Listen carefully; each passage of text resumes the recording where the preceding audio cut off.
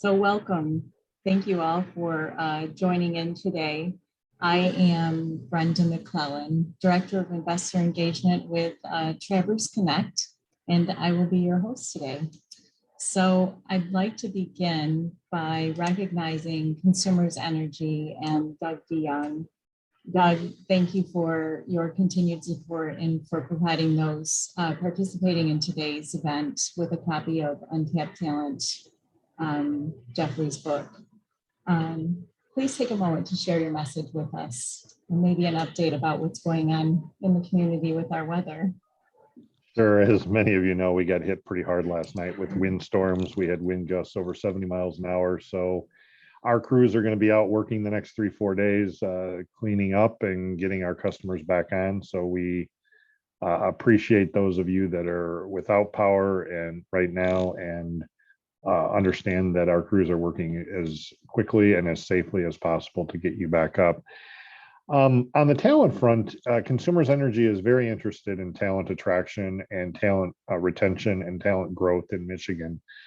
We have really spent a lot of time in our human resources department really looking at how we can participate statewide, how we can engage statewide, and how we can grow, because we are a large employer. We employ over 8,000 employees statewide.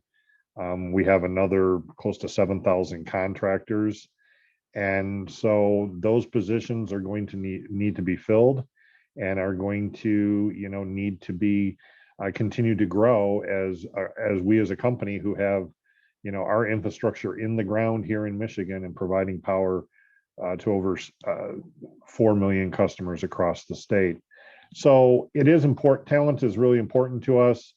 The growth of skilled trade talent is very important to us, and the opportunity to bring a new opportunity to bring individuals into the talent pool is really important to us. So that's why we're sponsoring today's event, and we really appreciate Jeffrey's ability to be with us today and really share some of the things from his book and some of his thoughts, and really appreciate the opportunity to have him share this today and really maybe give us some ideas on how our businesses can utilize these techniques and think about the approaches that we can all have in talent attraction. I have my book. I hope all of you have yours. I started diving into it yesterday, and I think there's a lot of common themes there that we can all understand and appreciate. So with that, Brenda, I'll turn it back over to you to introduce our speaker today. Thank you. Thank you. Thank you so much, Doug. Good luck out there today and this evening. All right, so with us today, we have Jeffrey Korzenick. Jeffrey is Chief Investment Strategist with Fifth Third Bank, where he's responsible for the bank's overall client investment strategy.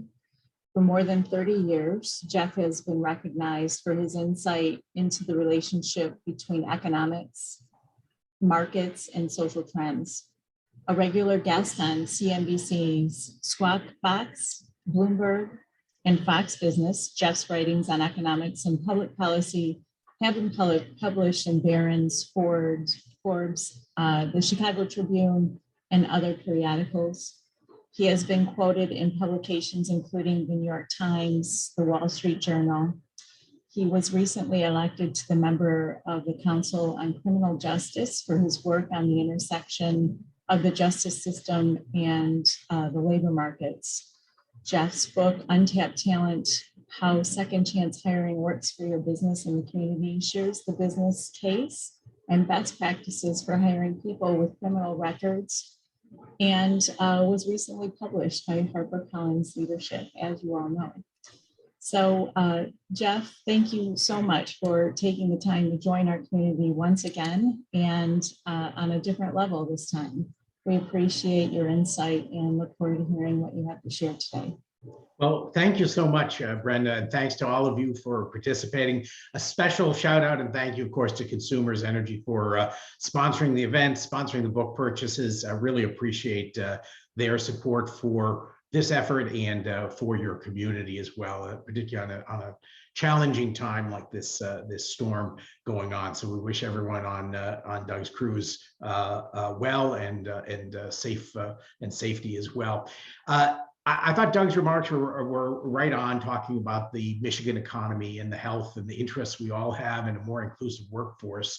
I want to start out, let me pull up a presentation that we'll go through.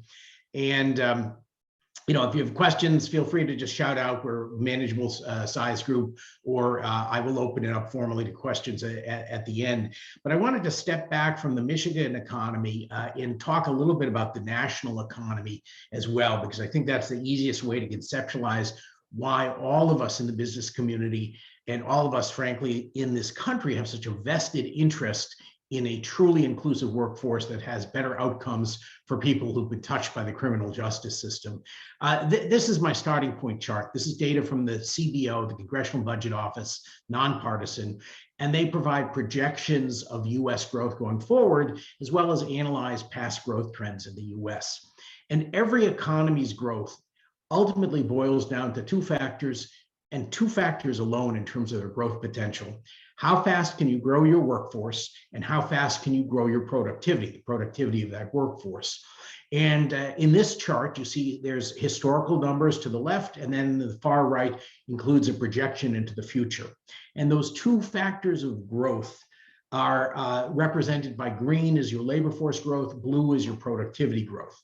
And you can see that blue productivity kind of comes and goes. That's just somewhat the nature of productivity. It's somewhat cyclical. We actually think we're heading into an uptrend, so that's good news for the US economy. But you'll see since the 1970s that green contribution to growth has been declining steadily. And when you look at the combined reasonable assumptions for productivity and reasonable assumptions for workforce growth, you get our forward-looking projection of growth, or the CBO's anticipation on the far right chart, that growth for the next decade on average will be less than 2%. That's pretty paltry growth, and growth that slow also means, just due to the kind of natural variability of growth, you're often hovering on the edge of a recession or a downturn in growth. It's just not a healthy growth environment. And this is a serious issue. We've kind of built our country getting used to growth rates of, as you can see, historically 3 or 4%. And it's just, things just don't work as well when we have slower growth. At the company level, of course, you feel this very acutely. You can't service your existing customers, you can't grow your business. And then I always like to remind businesses that if your rivals figure out a way how to do that, you're in a bad position. We're seeing this today. How many restaurants have you gone into that can't staff all their tables or have a limited menu? If you're staying in hotels, you'll see there's limited services available. All these things are starting to be a reflection of our workforce shortage, and they're ultimately limiting growth, which would, if we did have it, would benefit all of us. Here's the big problem. If you think about workforce growth, you have to go back to birth rates and fertility rates. Fertility rates are a little bit different than birth rates. Birth rates tell you what's going on in any given point in time. How many births are there per population or per 1,000 women in any given year? But fertility rates is a longer term view. Is how many children would a woman be expected to have over her lifetime? And you can see in this chart, which goes back to the 1950s, that it's been declining in the US. Incidentally, in these charts, you'll see vertical gray shaded areas. Those are periods of recession, not necessarily as significant today, but something as a reference point for history. But fertility rates, started out being 3 or 4% in the post-World War II baby boom, and then started dropping and have continued to drop. We're now at levels we haven't seen since the Great Depression in the United States. This is really important because workforce growth is going to depend on having enough children ultimately. And yes, immigration can help, but we're at levels of fertility right now that are so far below what we've seen historically that immigration can't even make up for this shortfall. Right now, we're about 1.7% fertility rates. That's, again, the lowest we've seen since the 1930s in the United States. And it's well below what we need just to replace our population. To replace our population, you need a fertility rate of 2.1. So mother and father, that's 2. 0.1 is an allocation for or an allowance for infant and early mortality. So this is something that's really unusual in US history. We're just not having enough babies. And that bite has started to be felt even before the pandemic. So you may remember back in 2018, 2019, we were starting to feel the pinch. We were fortunate in this country that we had the millennial generation come in, and that was a mini baby boom, and that brought us a surge of workers. But those millennials are kind of all in right now, and now we're starting to come to the realization that not only are we losing the baby boomers to retirement, but we no longer have a millennial generation to fill all these jobs. So that's part of the long-term landscape that isn't going to change, and means to us that this labor shortage we're facing today is not a temporary phenomenon. When we get past the effects of the pandemic, it's still going to exist. Now, the pandemic absolutely made this worse. One of the ways it made it worse is when you look at the baby boomers. We were expected pre-pandemic, the calculation was that over the next decade, we would lose 10,000 baby boomers a day out of the workforce due to retirement. The pandemic pulled a lot of that forward. So instead of having this gradual depletion of workers due to the retirement of the baby boomers, we had a very rapid one. I always like to quote, if any of you are involved in bankruptcy work, there's a famous line that's taken out of actually out of an Ernest Hemingway novel, where two friends are talking, and one friend asks his buddy, "How did you lose your great fortune? How did you go bankrupt?" And the answer famously is 2 ways: gradually and then suddenly. And that's essentially what we have with this worker shortage. How did we get here? Gradually, and then because of the pandemic, suddenly. So the baby boomers left. We can see that in statistics of age-based statistics on workforce participation. I don't think they're coming back. If you were 64 years old, for instance, and you lost your job in the pandemic, and you've been out of work now nearly 2 years, probability of coming back into the workforce are fairly slim. But there are other problems related to the pandemic as well. There's this concept that economists talk about called reallocation friction. That's where you have a supply of a resource, you have a demand for that resource, and somehow the two aren't meeting. So for instance, today we have roughly 10 million job openings in the United States and roughly 7 million job seekers. How is it that they're not meeting? Well, what's the friction that's preventing them from coming together? And this is related to the pandemic. In the pandemic, consumers changed their behavior so quickly. Think shopping in retail stores versus shopping online, that the workforce hasn't had time to adjust. So people who lost their job during the pandemic are finding that as they want to come back to work, their old job in many cases no longer exists.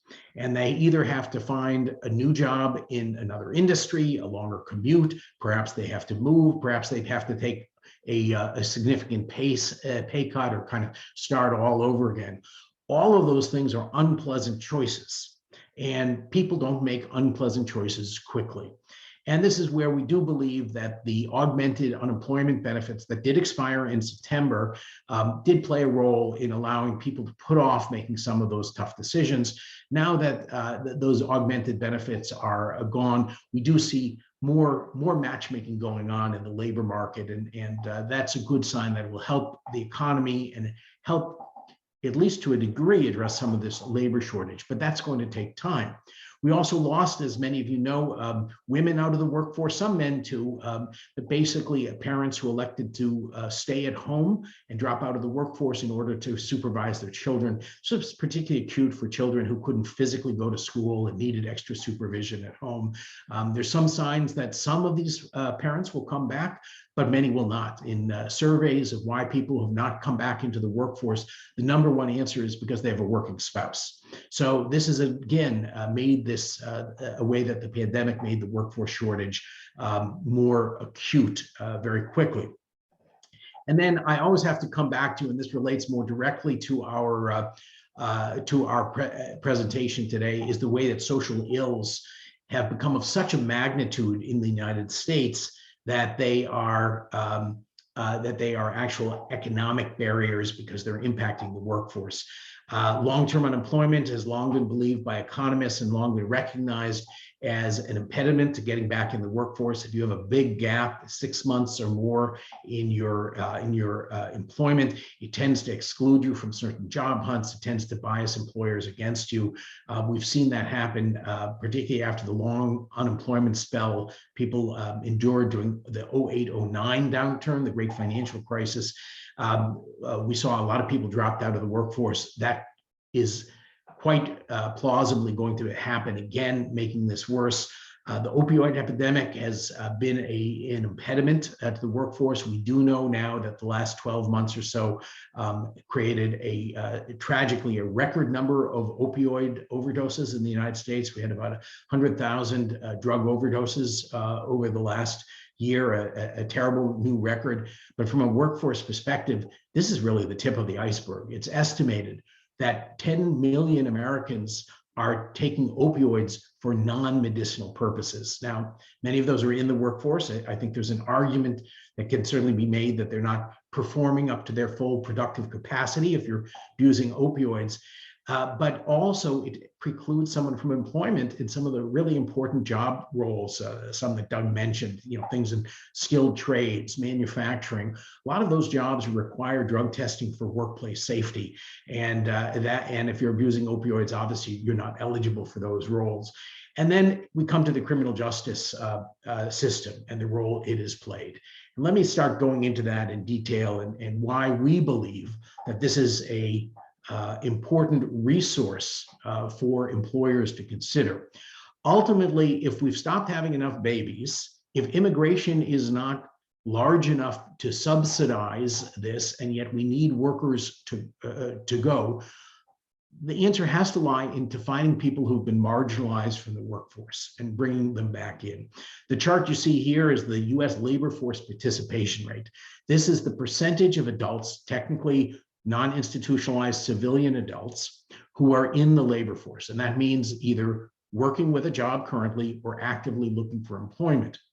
And when you have rising labor force participation rates, you tend to get better growth rates. So you go back to that initial Congressional Budget Office slide, those great growth decades of the 80s and 90s, you can see on this chart, were coupled with rising labor force participation rates.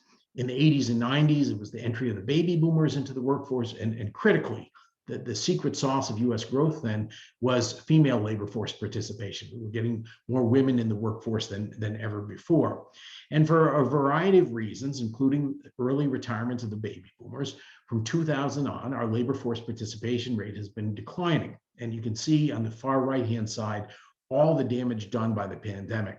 Just to put some numbers on this, you'll see there's a scale on the left-hand side. So we went from roughly 63% labor force participation rate down at one point to about 61%. Each percent is roughly 2.5 million workers. So 1% move is about a year's worth of worker supply you need to keep growing the economy. These are really important numbers. So if the answer must lie in how do we bring people from the sidelines, there's no one single answer. So, certainly if we can keep women in the workforce who might otherwise leave to become stay-at-home parents, or some men, of course, too, do that. If there are ways we can work with them to keep them in the workforce, that's one of the solutions. If we can make it attractive for retirees to stay on or to retire later, that's part of the solution. But ultimately, I think the solution has to be in looking at people who've been truly marginalized and underemployed in the labor market. And that's why our focus has been so much on people with criminal records.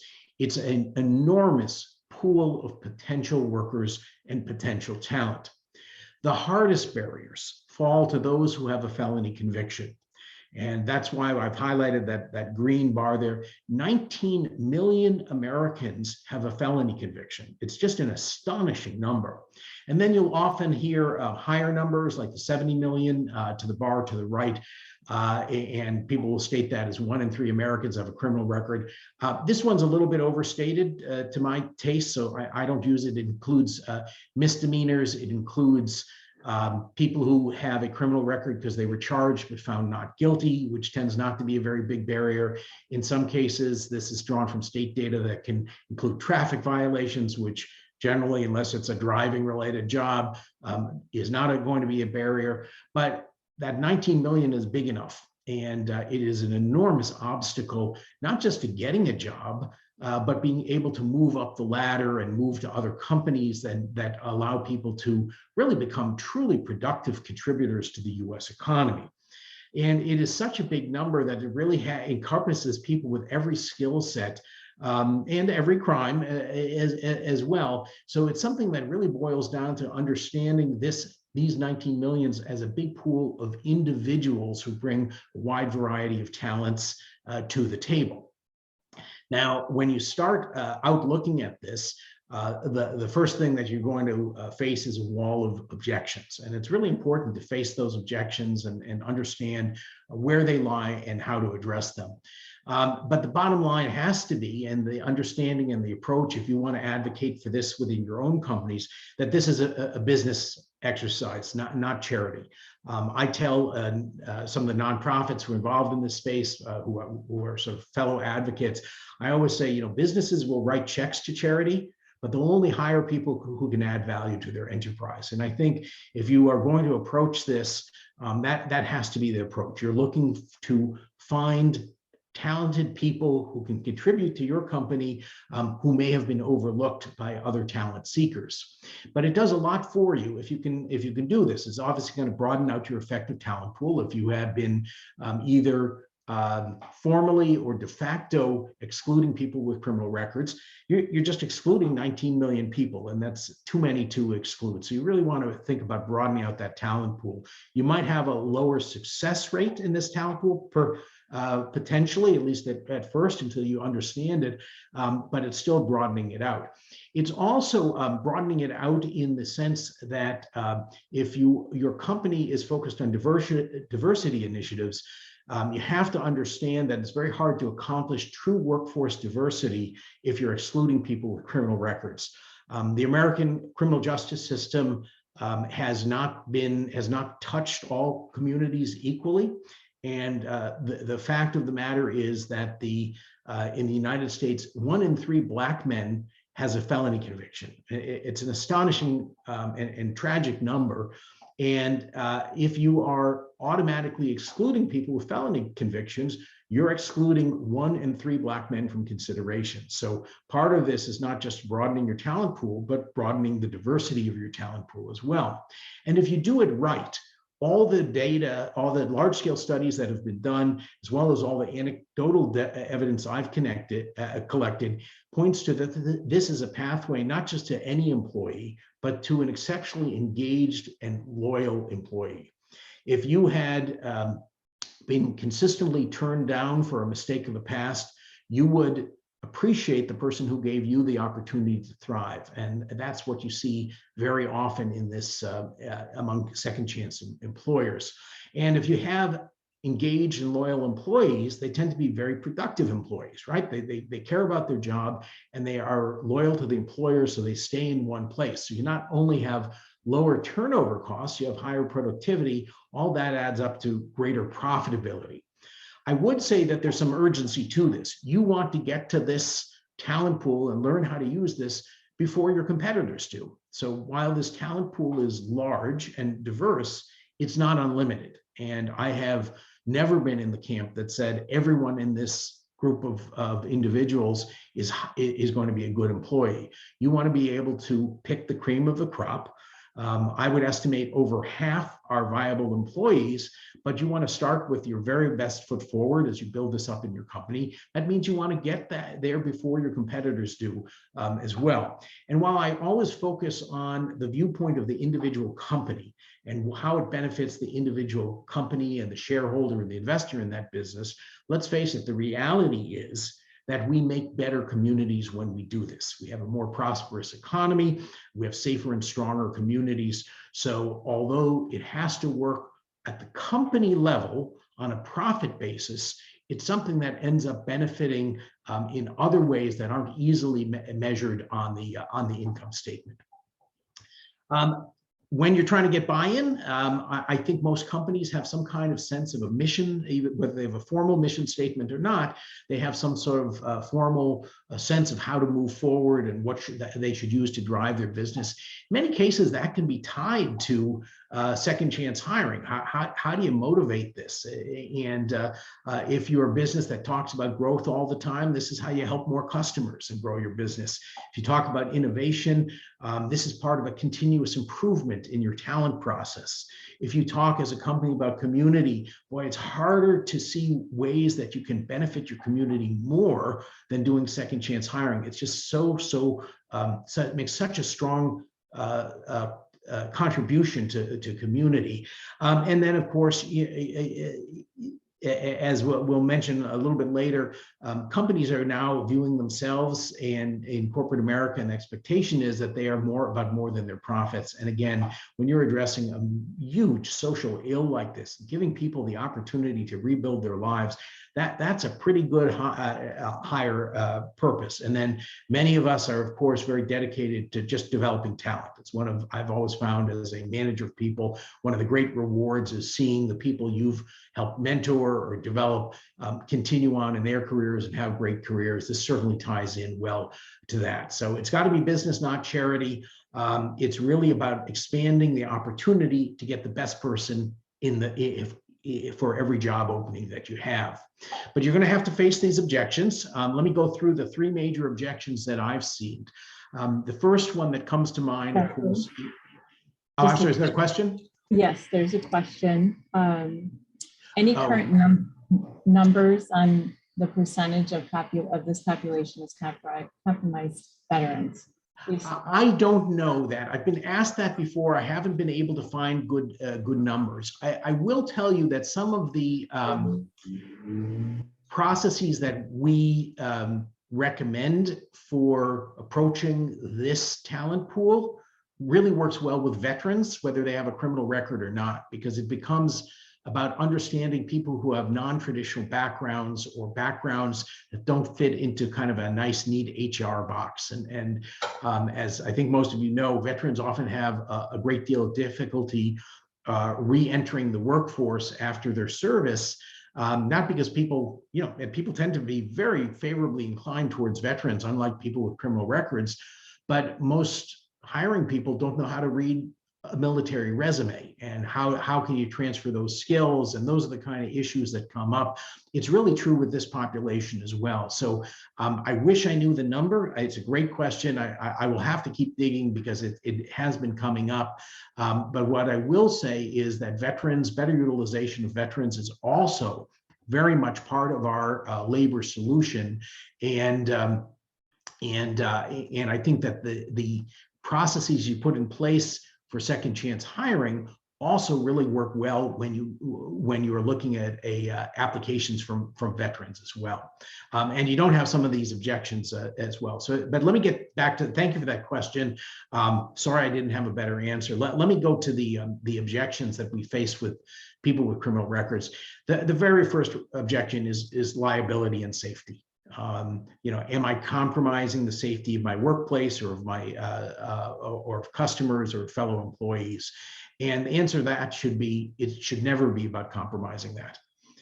It's not about lowering your standards. It's about having a different assessment tools for this. The liability question is really important because one of the easy objections in terms of, it's an easy one to raise and not always an easy one to answer, is this concept of legal concept of negligent hiring liability. Are you taking on excess liability because you hired someone with a criminal record? We all know any employee can do something wrong, and that can result in some liability to the employer. If you go about this recklessly and indiscriminately, yes, you would add to potential liability. But that's not the process that we recommend. You need to focus on a selection process and you get to control the criteria for that.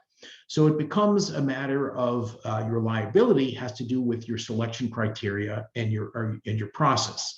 And if you build effective controls over this, and you as the employer get to control this, you do not take on any undue liability risk. Negligent hiring liability laws are a mess. It's not easily interpreted. There's a lot of gray areas in that, but ultimately the process is your protection. So what does that mean? So for instance, if you have a company that drives school buses, you're obviously not going to hire someone who has a history of DWIs or other kind of reckless driving behavior. But that doesn't mean you can't consider someone who got into a bar fight 20 years ago. You know, there are criteria you look at for this that would not disqualify someone, or someone who had frankly made a mistake that resulted in a financial crime. You know, someone who even falsified records or something like that. Could they drive a full school bus? Yes, they could. You would want that to feel that that person had been rehabilitated. And I'm trying to bring up, difficult cases. Everyone gets, young people make dumb mistakes and things like that. But I am trying to bring out some people who have, committed some real crimes out there. Many companies have various criteria. They won't consider people with crimes of violence. Ultimately, what you're trying to find is people of character today. And I think that's true for any applicant pool, whether they have criminal records or not. And what you come to understand when you set up this process is someone having a criminal record does not necessarily mean that they are a person of bad character today. They might have been a person of bad character way back when, they may have been a person of sort of ordinary character who got caught. There's lots of things that can get someone with a criminal record. There are other ways that you can protect against this kind of hiring liability, this kind of a negligent hiring liability. Every state has some kind of protections for that come under the broad category certificates of rehabilitation. Have to look up what the Michigan one is called. But these are court documents that allow people that essentially recognize that someone is considered by the court rehabilitated, makes them eligible for things that have licensing restrictions against people with felony convictions, and it's a very good defense against negligent hiring liability. I should also add that negligent hiring liability lawsuits are extremely rare. It doesn't mean businesses shouldn't protect themselves. I have fire insurance on my homes, and homes hardly ever burn down. You need to think about these protections, but you should also recognize that it is rare. And then some states do have some legislative protections. I don't see this right now in Michigan that I know of. The states like Texas have this, where employers specifically are sheltered from liability claims for hiring people of generally low level offenses. Ultimately, though, it's going to be the process that you use that is your protection. And again, it very, very rarely actually happens, but you have to have it as a consideration. It's another risk, and businesses take risks all day, but this is a risk that you can manage. I always like to mention that often employers simply exclude crimes of violence. I would suggest that if you're going to pursue this, that might be a starting point, but crimes of violence often aren't what they seem. And again, you have to view these as individual situations. Was it a drunk 18-year-old who got into a bar fight? Or something along those lines. The overwhelming characteristic of people who get felony convictions for the first time are that they are young and overwhelmingly male. And we know scientifically that male brains simply mature later, and that prior to that, they tend to be just more prone to making mistakes. And so all of these are factors that you have to consider. I do understand from a presentation standpoint, from a starting standpoint, crimes of violence can be difficult to accept.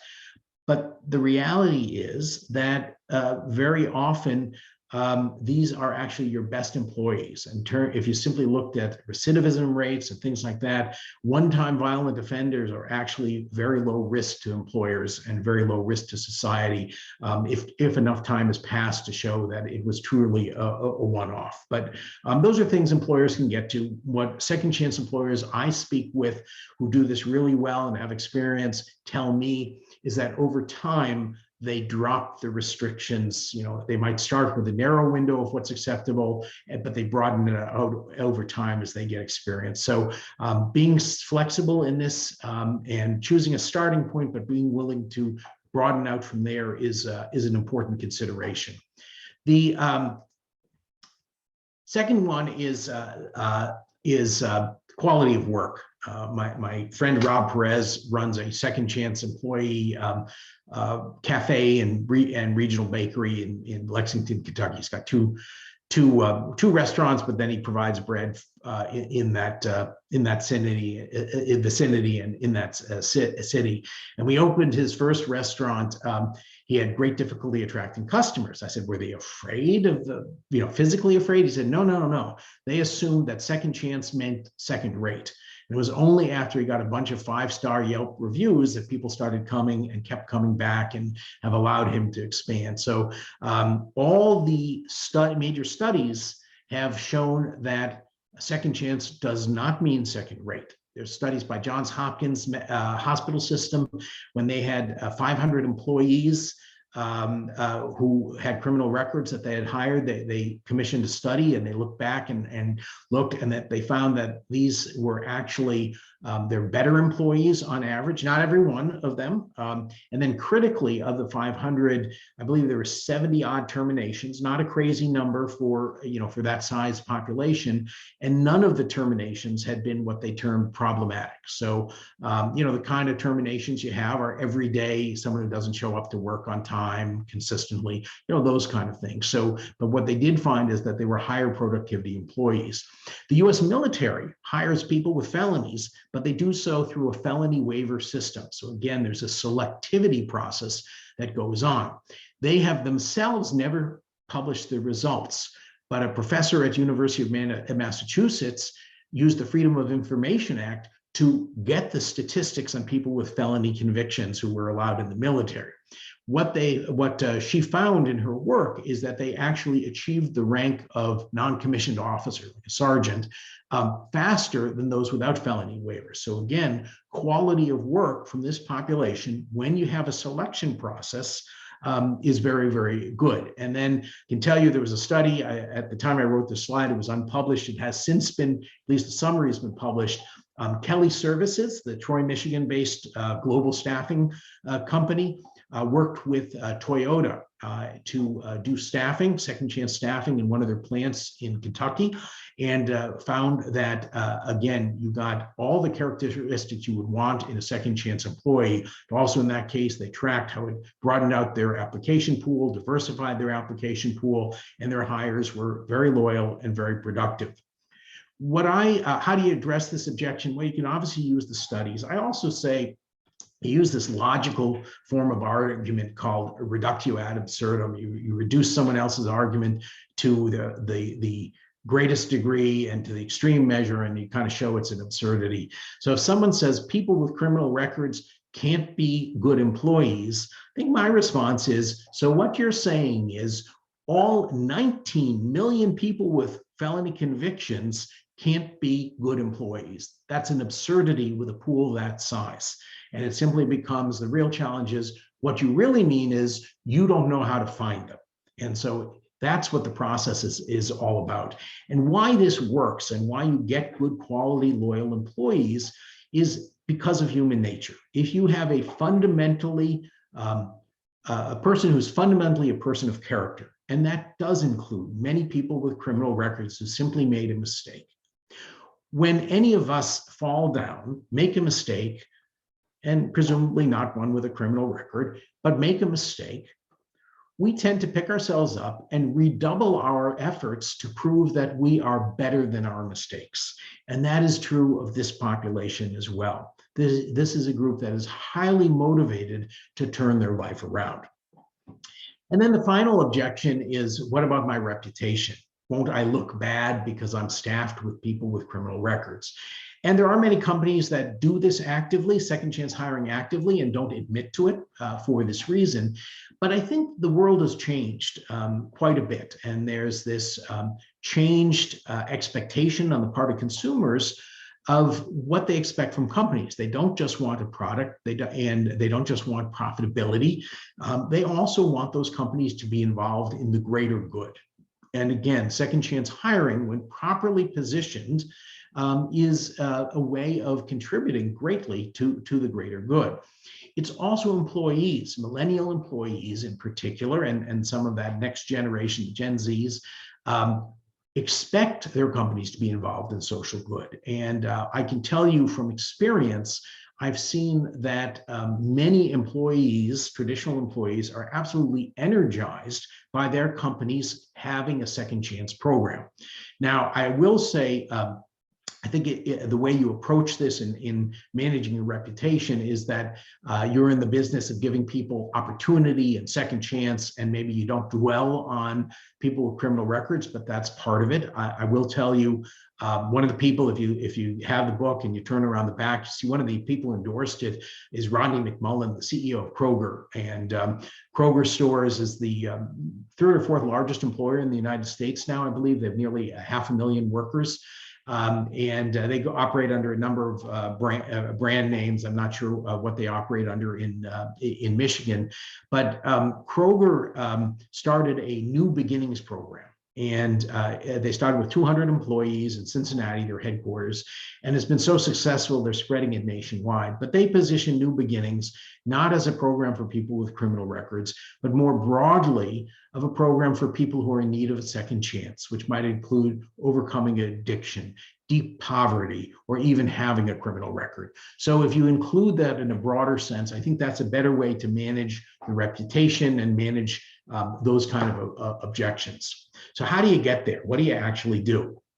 Well, I think it's important to understand that not every model of hiring people with criminal records works. And one of the things that I had to kind of work through in my research was I'd meet these employers who've been doing it, would tell me how fantastic it was. And then I'd meet employers who would tell me, I tried it, it didn't work.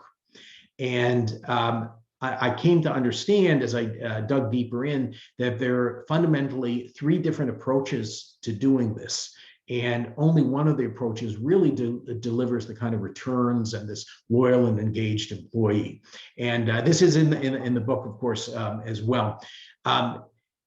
Let me start out with how one can think of a traditional hiring model. You hire people with traditional backgrounds. No one has a criminal record. No one has a history of deep poverty. No one has a history of addiction. What does the performance of that kind of pool of employees look like? Well, for every company, you have some better and some worse employees, and you have some kind of a distribution around this. And you know, maybe if you're a really tiny company, you can say everyone's a fantastic, you know, top-notch performer. It's like Lake Wobegon, all our children are above average, you know, that kind of thing. But the reality is when you get to larger employers, there's going to be some kind of spread around an average, and everyone can be kind of good, but some are just worse than the average and some are going to be better than the average. And as employers, we're always trying to shift this to the right so that that average is always better and better and better, and doing what we can to do that. But the reality is if you have a bad performer, you're trying to coach them up or coach them out, and all of that takes time. So there's still going to be some below average employees. And then with your superstars, they might get poached away from rivals, or some of them are superstars in part because they have decades of experience and they ultimately retire. So this is kind of the distribution of a traditional company. When you get into other models of doing this that include second chance employees, then how does that look to this? Well, the first model I'd come across is typically you'd find it in some fast food restaurants might be doing this. These are employers, and I don't mean this in a, I don't condemn this. But the disposable employee model is more meant to be descriptive rather than a condemnation of their business practice. But what these employers tend to have is very low-skilled jobs with limited advancement opportunities, and all they're really looking for is a cheap employee. And they can accept higher turnover because the retraining is not a terribly large investment.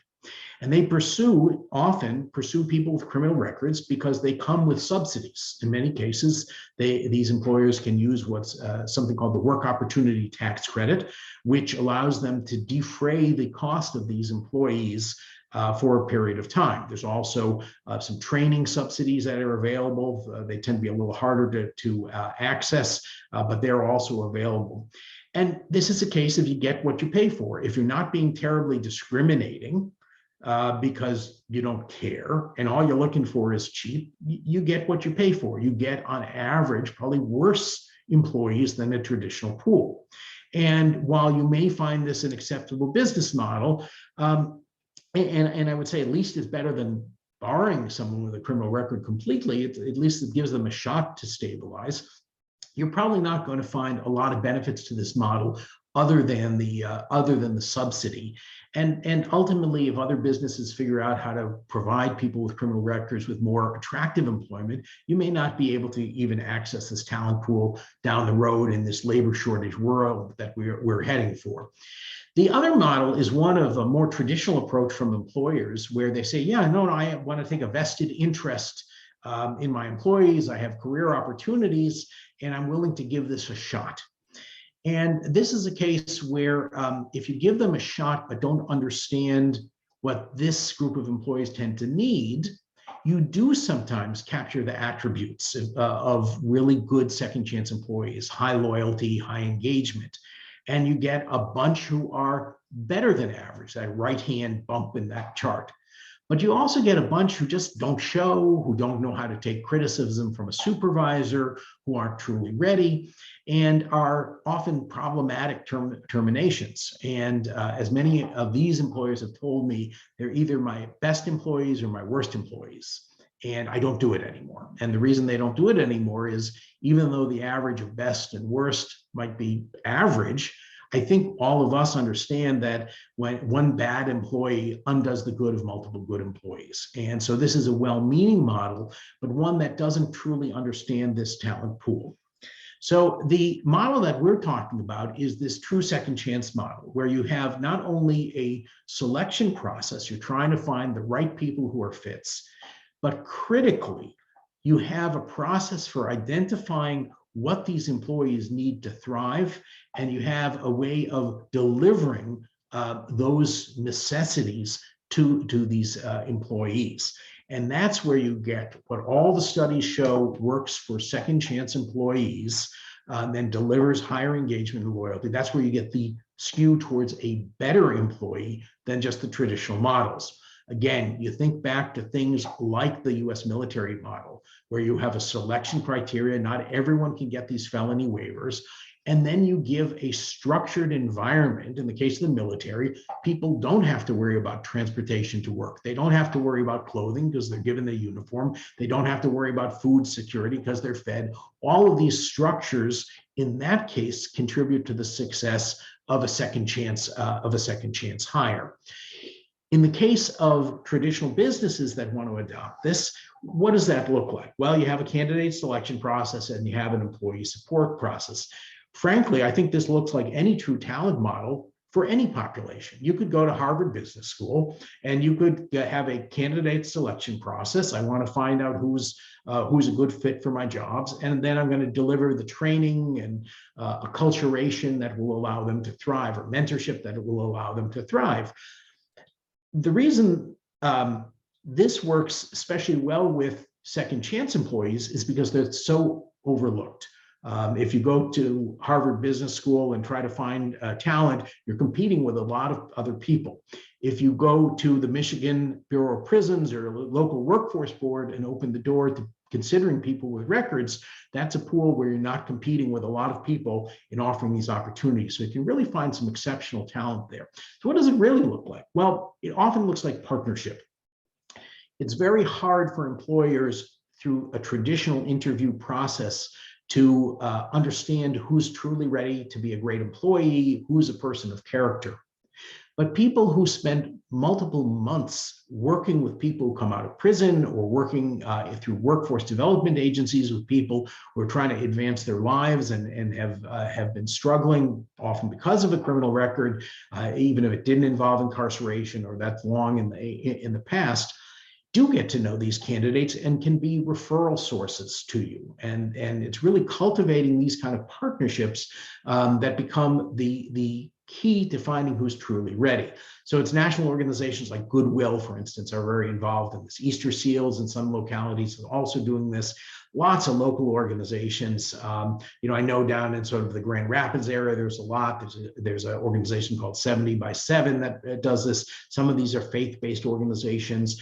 Every community will have at least one workforce board or American Job Center. If you go to careeronestop.org, you can enter your zip code and find the local ones. They'll be in touch with nonprofits. They're government agencies. You might talk to the local prison authority or certainly the local parole and probation. I wish I could tell you there was always one place to go. There's not. Each locality has different organizations. And I will also tell you, not all nonprofits are equally good partners. And you'll see, since you have the book, normally I don't reference the book a lot because I'm not trying to pitch the book per se, but since you have it, I will tell you there are some questions in the book you would want to ask of a nonprofit partner. Things like, do you measure success in a one-time placement or someone staying in a job? Those are very different criteria. You would obviously, as an employer, prefer someone who measures success as someone who stays at your workplace for 6 months, a year, or long-term, some other longer-term measure of success, rather than someone who just places someone with you and checks a box. So those are the kind of things that you have to explore. It is work to find who's the right partner for you. And you have to be a good partner back. You have to help them understand what you're looking for. You probably have to, in the spirit of partnership, understand it might take a while to build that appropriate pipeline. But imagine having, in this labor-challenged world, a steady pipeline of referrals to your business. And then you have to not only be open to hiring, you also have to be open to understanding that there are gaps here to be filled. And employers are used to gaps all the time, right? You might have training for new software or equipment or any kind of training like that. Well, here, there are other kinds of training that might be needed or gaps that might need to be filled. I mean, the most basic is someone has come out of prison or maybe was diverted instead, but they are under community supervision through probation or parole. Well, they've got to meet their probation or parole officer on a regular basis and might need some flex time at work. I wouldn't give away that time. This is where we would expect our employees to be responsible, but give them the flexibility.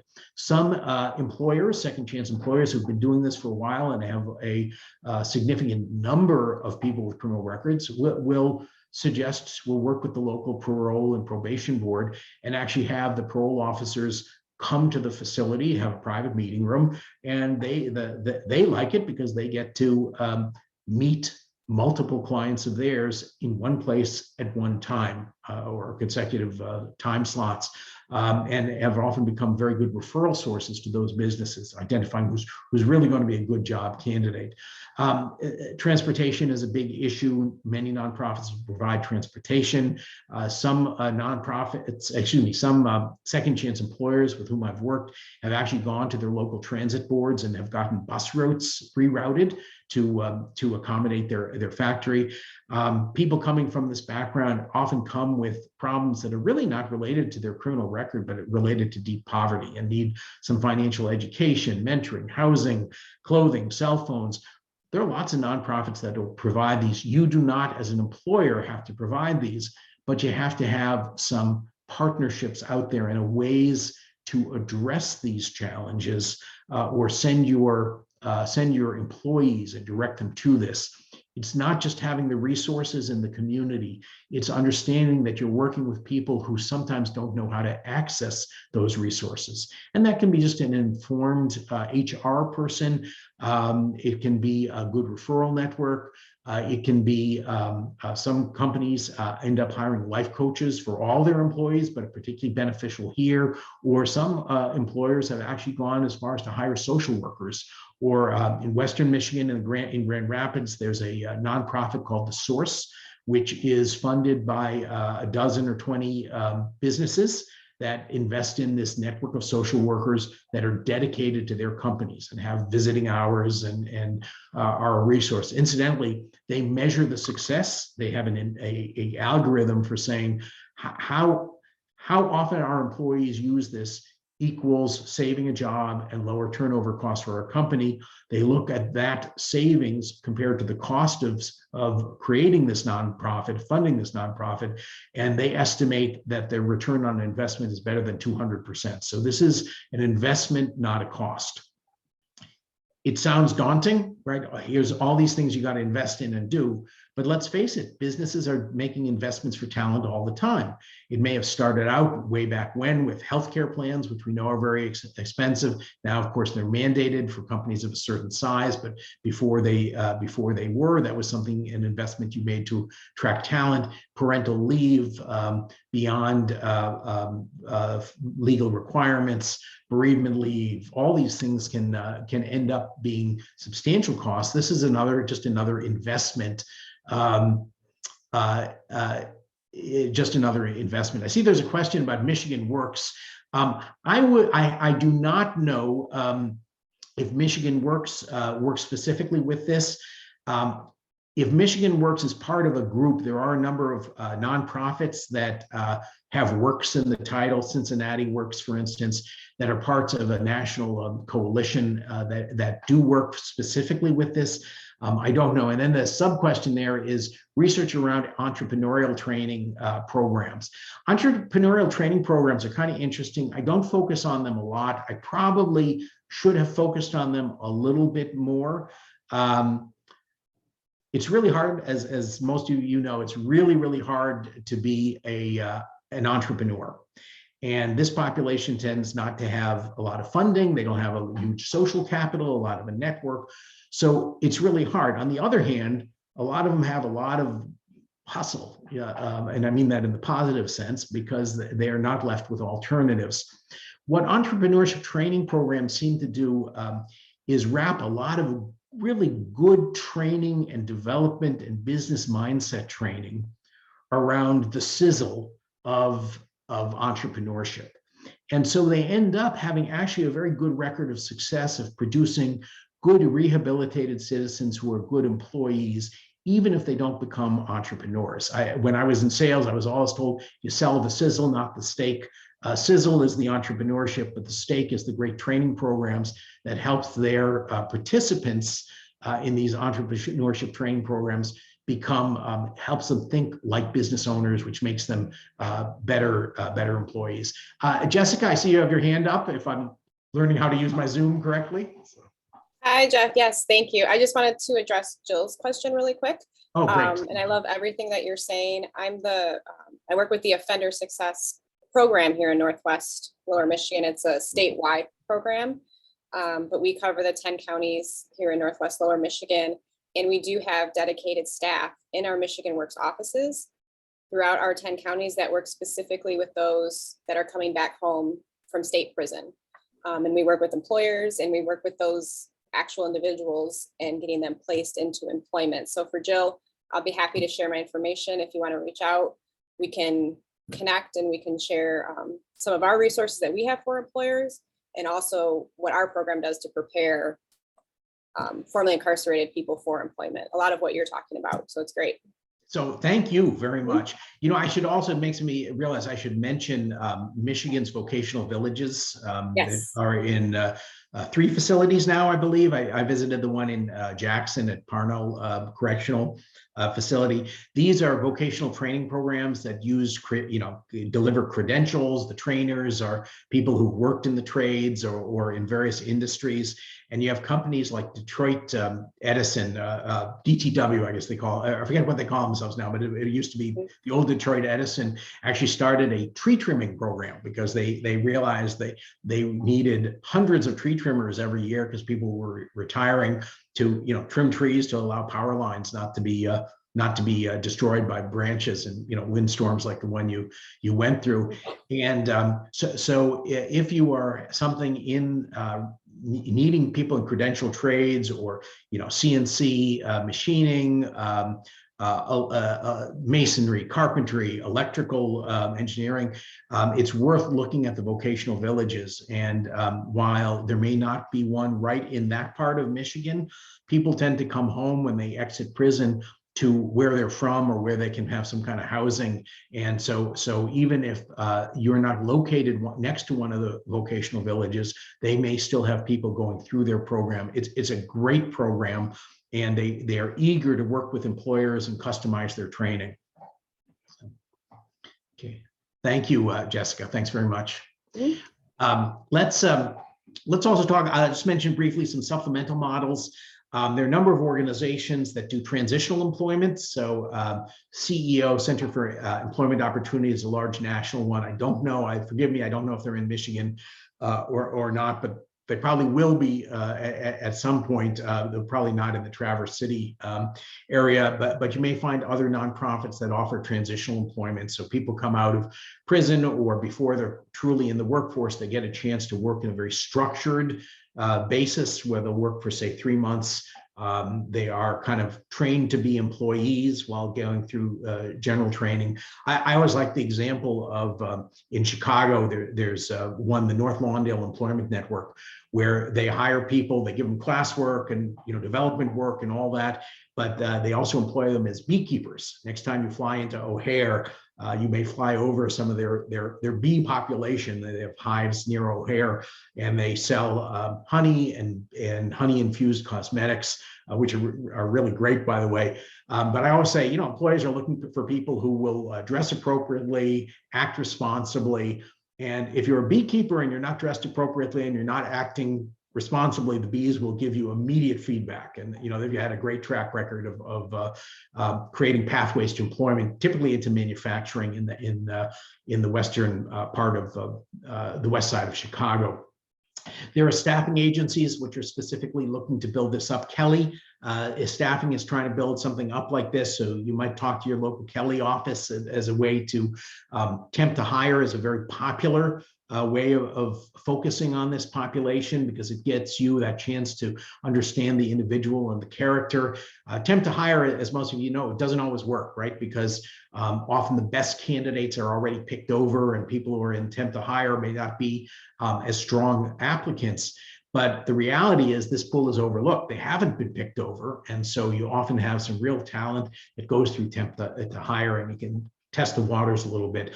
Incarceration work experience is out there. Now that I think all of you have the book, I would suggest personally, it's hard to tackle a 288-page book that starts with graphs about economics. So I do get that. I would suggest you go right to chapter 6, where I outline this company. It's a case study company called Jbm Manufacturing in Lebanon, Ohio.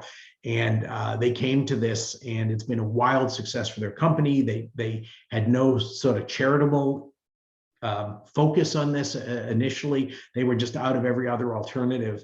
And it's been so successful for them that they set up a training program, a paid training program in one of the Ohio prisons. So they have highly skilled workers who know how to use their machinery by the time they come home out of prison. And it's been a very successful program. And you have some of these in other states as well. This is not anything that could be construed as abusive. Some of the programs pay $13, $14 an hour in prison. This is a training program, so it gets a training stipend. But they're very careful. Anything produced by this program is simply recycled. They make envelopes, simply recycled. They don't want to be perceived or seen as using prisoners to create goods that they then sell. I'm not against that, but that's their choice, because the big thing is to give people the experience that will allow them to thrive and become your potential employees. Advanced professional training, there's culinary programs, all sorts of programs that can go on either in prison or post prison. Entrepreneurship we touched upon before, and then one way to start approaching this might be looking at getting to people before they get into prison, and offering programs for at-risk youth, or working if you have a local drug court or any other kind of diversion court where people may have committed a crime but are deemed not criminals at heart, and they're trying to keep them out of the prisons and trying to give them alternatives. The Chief Justice of the Supreme Court of Michigan is championing something very innovative. It will be the first of its kind in the country, a jobs court, where both prosecutor and public defender agree that someone who's been charged with a crime is a young person, is worthy of rehabilitation, and doesn't need the extreme punishment of incarceration. And they're looking to work with employers. They've already signed up, I believe, Amazon to hire from this pool, and they'll be under supervision of the court, as well as have access to court-appointed social workers. I think it's a great idea and another opportunity that's out there for Michigan employers as well, because you already have someone pre-selected by the courts as someone who's not a criminal at heart. That's, by the way, a very good liability protection, and you're going to get a social network built around them by the courts, not at your expense, and supervision, extra supervision, and mentoring through the courts. So to me, that's a very, very powerful, potentially very productive program, and hats off to the Michigan judiciary for championing this. I think it's also important to realize that HR professionals who are in your company, if you're considering this, are really put in a very bad position, and they truly need executive sponsorship for this. They believe, and for good reason, that it's a heads you win, tails I lose proposition. If I, as an HR professional, sign off on someone with a criminal record and it works out just fine, well, that's my job to find good employees. But if it doesn't work out, someone points to the criminal record and says, who hired this person? And so there's a lot of reluctance on the part of HR professionals. Often it's very hard for them to champion this. So it really needs executives to lead the way and provide protection for people who are making that decision. It also means you have to think very hard about your process. We went through a period where about 10 years ago, a lot of companies signed off on, we'll be a fair chance employer, we'll consider people, and then didn't hire anyone, because it never got beyond the CEO signing a document. And there are true structural barriers in your hiring processes that come up. So it starts with, where are you posting jobs? And if you really want to start tackling this talent base, you want to start posting with local workforce boards that rarely have job postings that are open to people with convictions. It might start with specialized job boards. So there's a company called Honest Jobs, honestjobs.co. CO is their website. Another one called 70 Million Jobs. Honestjobs.co says that they're the Indeed.com of the formerly incarcerated population. And so if you want to find people who are trying to turn their life around, rebuild it, they're going to be visible on job boards like this. It might not be so successful posting in other areas if people are used to applying and being rejected because of their criminal record in those other kinds of jobs. You simply send a signal to this population that you are going to give them fair consideration if you post the jobs on these boards. The real structural barriers tend to be built into the secondary or individualized review. So someone comes back with a background in the process, it typically goes to some person or some committee, usually an HR or some kind of employee function. And often these operate very mysteriously, and in practice always seem to say no. So you need to provide some balance, given that people in those positions often feel the easy answer is always no. How do you provide that balance? It might be having a committee approach where You have several people, and one person is tasked with being an advocate on why you should hire. You might have someone from a line of business, the people who feel the pain of the labor shortage on that committee. Or you might do as, say, Cascade Engineering in Grand Rapids does. This is a very successful firm of like 1,600 employees across a number of states. They kick these up to the executive suite, and the executive suite has made clear that they want to be open to hiring people with criminal records, and they are responsible for this ultimate decision. So if everyone else signs off, we want to hire this person, but we're not sure because of the criminal record, it goes up to the executive level and they sign off on this, and that protects people down the road, and it has turned them into a very successful second chance employer. They've put hundreds of people through their what's called a welfare to career program. And then even if you decide you are not ready to start pursuing this, there are steps you can take that test the waters. And I always start by saying, do not automatically exclude someone with a criminal record. If it is 10 years old or 10 years since they came home from incarceration, it's an old record, and if that person has otherwise rebuilt their life, has had steady employment, why treat this person as any other candidate? It's just another applicant and would not need any of those special accommodations or those gaps filled. This is just another employee to consider. I'd also urge you, instead of having a blanket no, at least start by looking at criminal records and understand how people got felony convictions. Again, it's often the crimes of youth. I have a friend of mine who out in Los Angeles, he was first thrown into juvenile detention for having a smoke bomb. And he spent a week in juvenile detention, so incarcerated, because, as he put it, his parents were too drunk to pick him up. At age 18, he did make a mistake. He stole an MP3 player. Was caught for that.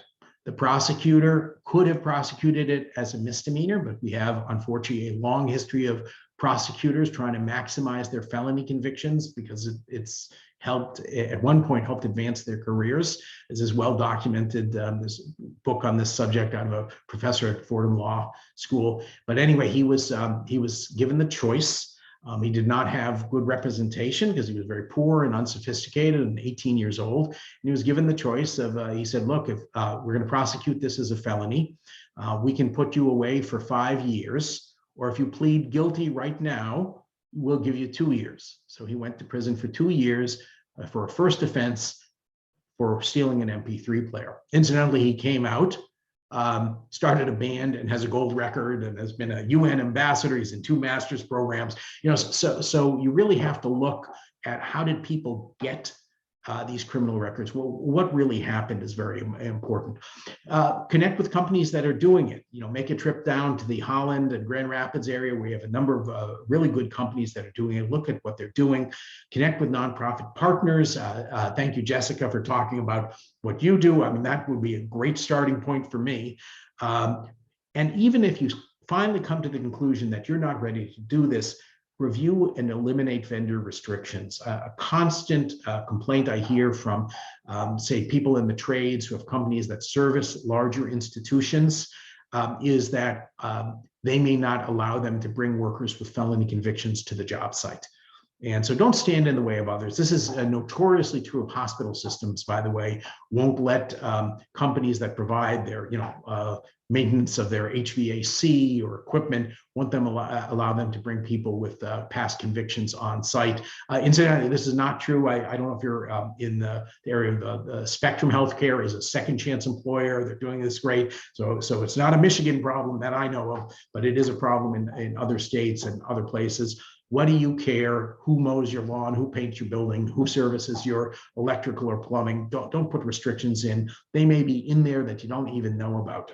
And then finally, offer amnesty. There are many employers who have people that they don't know about who have criminal records. And if those records were ever to come to light, they'd be, by the rules of the company, automatically terminated. That's just not right. If someone's been contributing to your enterprise for 10 or 20 years, they deserve not to live in fear that their old record will come to light.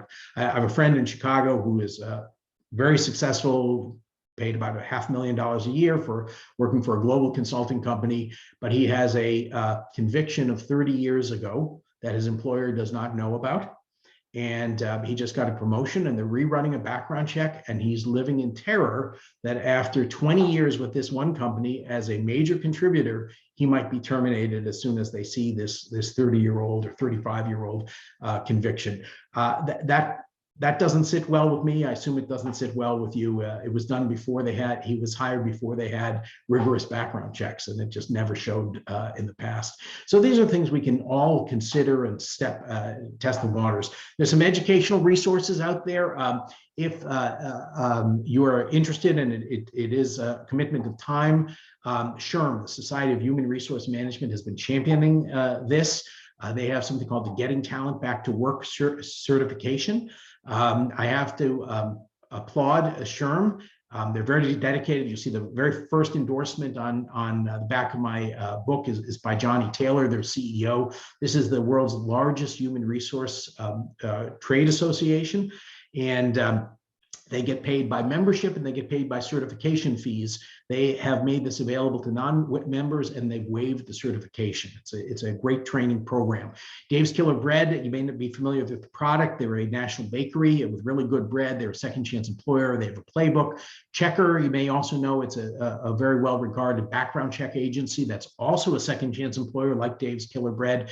And they want to make sure their data is used prudently. So they have a playbook, a hiring ebook as well as a foundation that's going to be doing some great work as it gets off the ground. And then I'd urge all of you, just as a matter of curiosity, go to this link. There's a consulting firm that helps large companies set up in second chance hiring called Level Set. They put up this employer assessment. And it's just 10 questions. Some of it goes too far, in my opinion, but it'll take you 30 seconds to answer these 10 questions. And it's very thought-provoking about what barriers are we unwittingly placing that keeps us from finding the talent that we all need.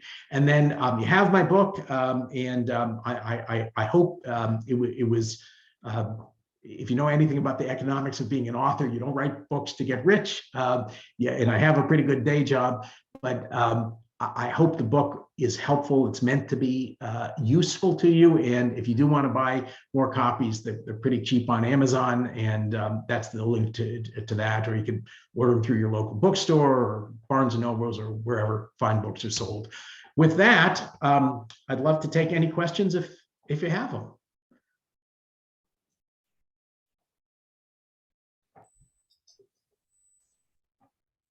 Hey, Jeff, John Melcher.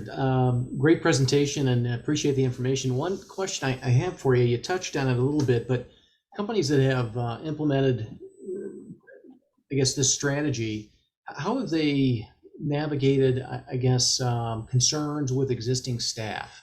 Yeah, it's a good question. And it depends, it's really company by company and culture by culture. And I think, again, how you present this from the get-go is important. And if you talk about it kind of in the broadest sense of people needing a second chance, people who've been out of the workforce, people who have had lives of poverty and no mentorship, people even who might have made mistakes that got them a criminal record. And also reassure this is never about compromising your safety or customer safety. And you kind of defuse that. But there are going to be people who hold this back. As I relayed in that chapter 6, the CEO there finally had to say, if you don't want to go forward with this, maybe this isn't the company for you. So you have to draw the line in the sand. Some companies are a little bit more open to it by virtue of where they do business. I profiled a grocery store chain in the Philadelphia area that actually focuses on inner city grocery stores and providing great, clean, nice, modern grocery stores in places that would otherwise be food deserts. It became more natural because their customer base, right, is their communities are deeply touched by the criminal justice system. So this is just having employees who reflect the community, and so it becomes just less of an issue in some places. Where it's probably more of an issue are places where you don't think about it, or people have had some life experience, but it seems to be something you can manage through if you get in front of it and just keep saying, this is not about compromising safety. And, we are establishing criteria which make sure you are not compromising safety. There will be some people who probably fight it like they fight every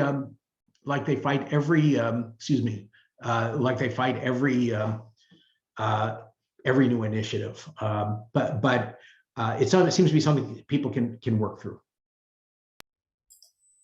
Thank you. And I'll also add that, by virtue of the opioid epidemic, more families have been touched by the criminal justice system or know of someone. So that's kind of broadened it out. And you can say, this isn't about hiring an axe murderer or a serial axe murderer. This is about hiring dumb kids who made mistakes, at least as a starting point. And boy, I tell you, most people get that.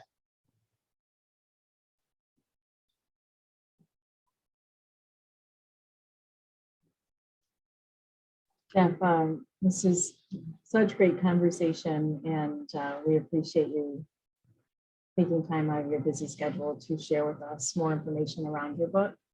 I love that Jessica's here and had an opportunity to link up and chat, and more to come in the future. All those that are here today and listening into the recording, I think we have a wonderful opportunity ahead of us. And John, I think that was a great question you asked, because I think our concern is with our existing team members and making sure that they feel safe and have an opportunity to contribute. Well, thanks everyone. And hopefully next time is in person, but not in the winter.